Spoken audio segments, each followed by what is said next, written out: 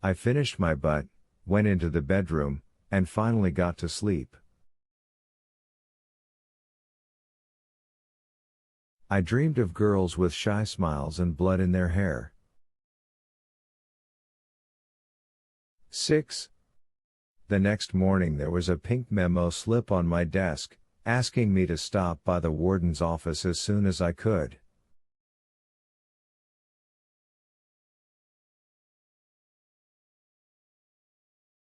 I knew what that was about. There were unwritten but very important rules to the game, and I had stopped playing by them for a while yesterday, and so I put it off as long as possible.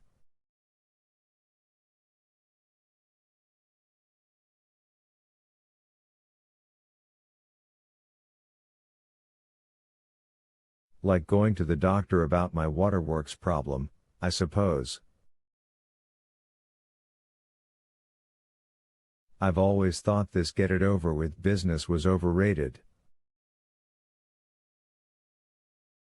Anyway, I didn't hurry to Warden Moore's office. I stripped off my wool uniform coat instead, hung it over the back of my chair, and turned on the fan in the corner. It was another hot one.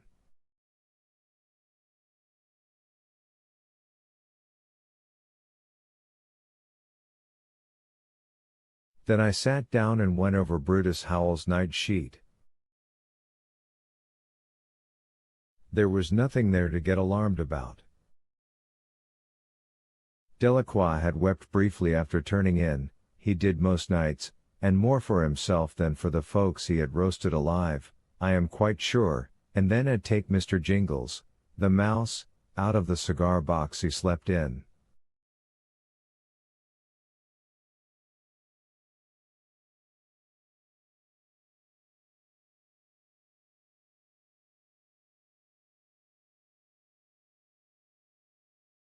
That had calmed Del, and he had slept like a baby the rest of the night.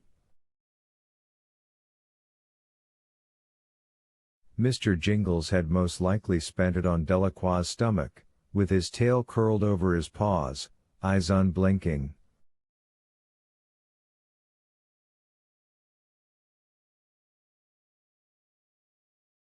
It was as if God had decided Delacroix needed a guardian angel, but had decreed in his wisdom that only a mouse would do for a rat like our homicidal friend from Louisiana.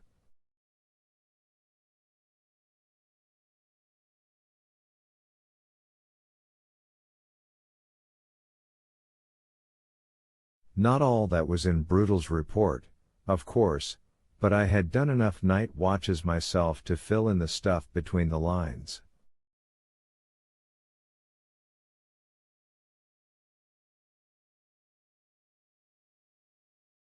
There was a brief note about coffee. Laid awake, mostly quiet, may have cried some. I tried to get some talk started, but after a few grunted replies from Coffee, gave up.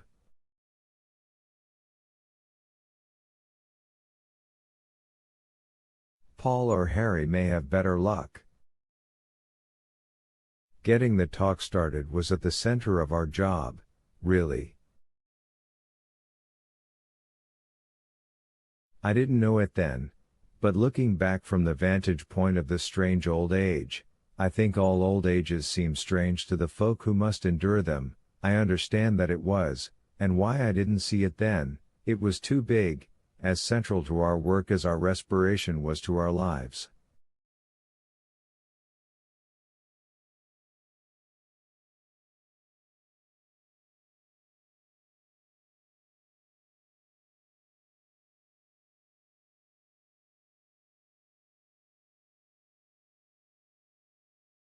It wasn't important that the floaters be good at getting the talk started, but it was vital for me and Harry and Brutal and Dean, and it was one reason why Percy Wetmore was such a disaster.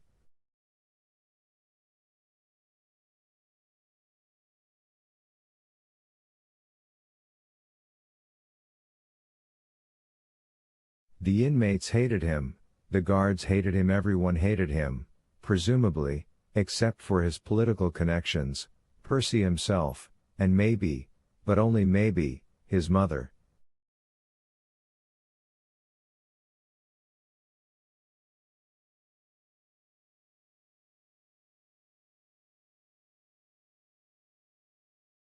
He was like a dose of white arsenic sprinkled into a wedding cake, and I think I knew he spelled disaster the start.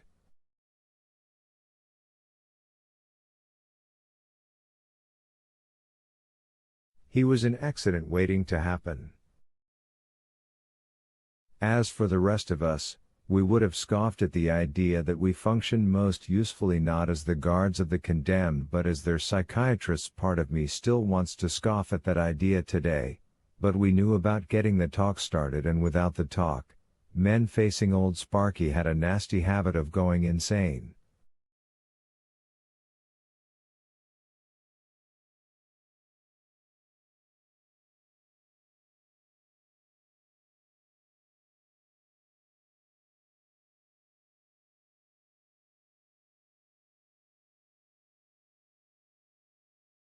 I made a note at the bottom of Brutal's report to talk to John Coffey, to try, at least, and then passed on to a note from Curtis Anderson, the warden's chief assistant.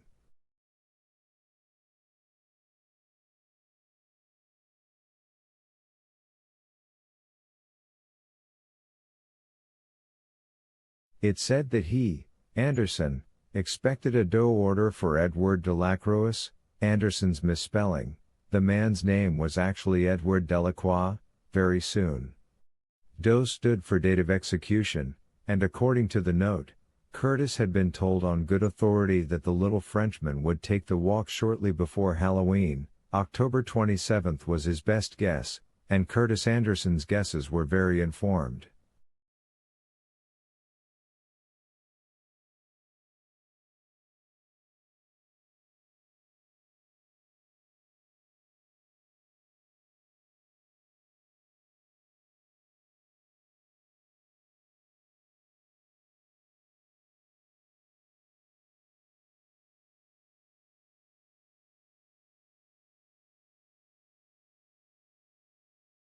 But before then we could expect a new resident, name of William Wharton. He's what you like to call a problem child, Curtis had written in his back-slanting and somehow prissy script.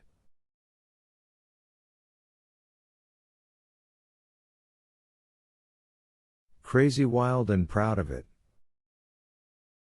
Has rambled all over the state for the last year or so, and has hit the big time at last.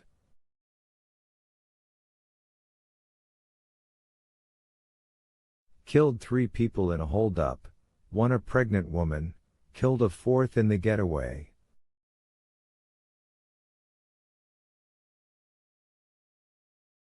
State patrolman. All he missed was a nun and a blind man. I smiled a little at that. Wharton is 19 years old, has Billy the Kid tattooed on upper L. forearm.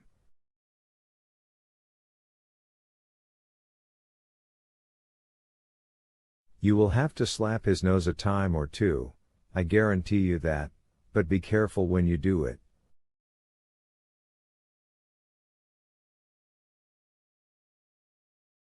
This man just doesn't care. He had underlined this last sentiment twice, then finished, also, he may be a hang-arounder.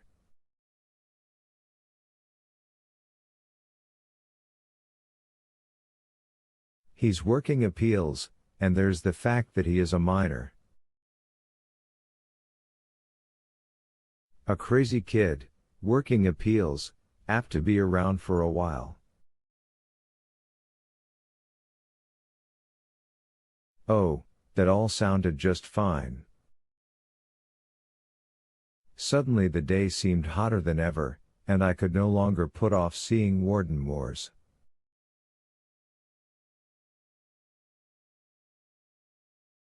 I worked for 3 wardens during my years as a cold mountain guard. Hal Moores was the last and best of them.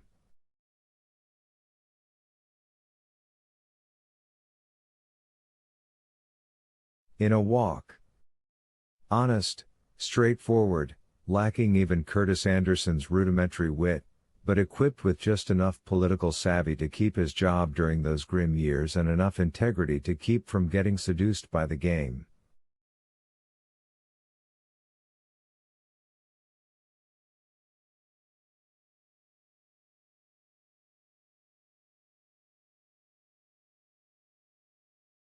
He would not rise any higher, but that seemed all right with him. He was 58 or 9 back then, with a deeply lined bloodhound face that Bobo Marchant probably would have felt right at home with.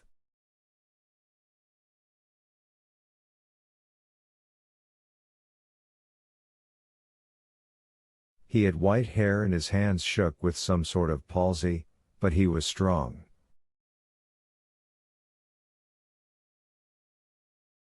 The year before, when a prisoner had rushed him in the exercise yard with a shank whittled out of a crate slat, Moores had stood his ground, grabbed the skatehound's wrist, and had twisted it so hard that the snapping bones had sounded like dry twigs burning in a hot fire.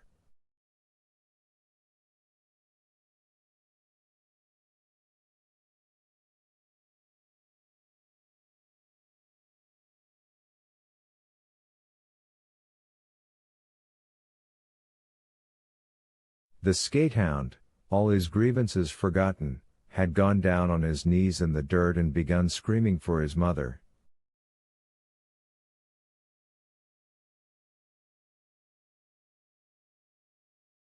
"I'm not her," Moores said in his cultured southern voice.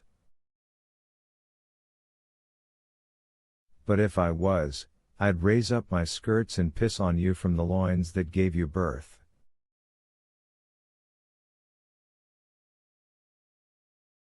When I came into his office, he started to get up and I waved him back down. I took the seat across the desk from him, and began by asking about his wife. "Except in our part of the world, that's not how you do it."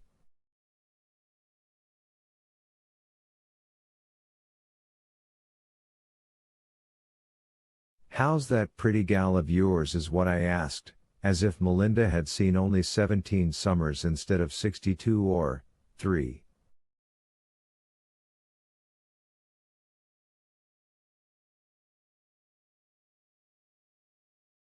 My concern was genuine. He was a woman I could have loved and married myself, if the lines of our lives had coincided, but I didn't mind diverting him a little from his main business, either.